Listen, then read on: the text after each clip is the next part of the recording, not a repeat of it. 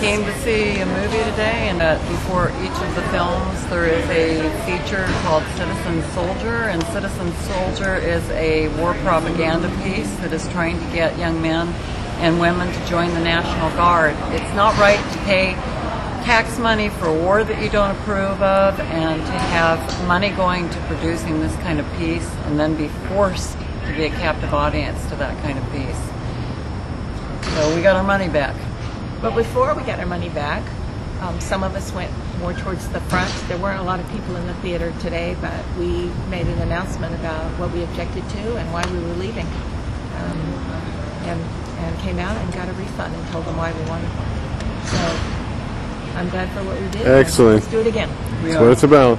We came to see movies today at Woodinville 12 Theater.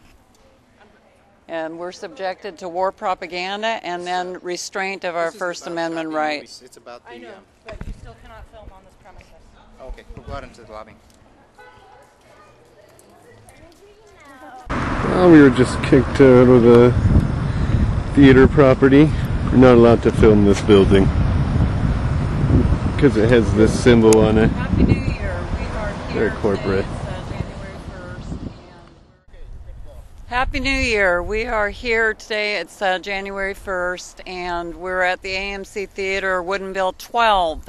And we came to see a feature film of our choosing, and ended up being subjected to a new promo for the National Guard called Citizen Soldier. And Citizen Soldier was full of war-glorifying images, wasn't it, Peggy? Yes, it was really terrible to have to be subject. Several of us stood up and made an announcement about what our objections were and said we were going out and asking for a refund, and that's what we did.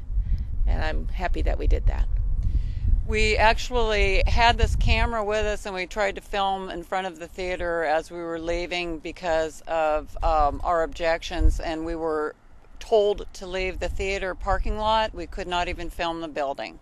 So we were across the street from the theater. Our objection is we are paying for a war that we do not want to be paying for with our tax dollars. Our tax dollars are going to pay for promotional recruitment pieces like this that we are completely objecting to. And that fact that you pay a ticket price, which is pretty hefty nowadays, and then you are a captive audience to war propaganda is infuriating and unethical. So we encourage everybody to get out to AMC Loews theaters and do the same thing. Walk out. You don't have to put up with this. And tell people in the audience while you're walking out. Encourage them to join you. But you need to tell people and see if they'll come along with you. And leave the theater. Well, here we are in front of the AMC theaters. I guess it's Loews here, Cineplex Odeon in Woodinville, Washington on New Year's Day. Not a very big crowd, but we came to protest the paid war propaganda advertising that's been flooding theaters throughout the whole United States to promote the war in Iraq and militarism generally.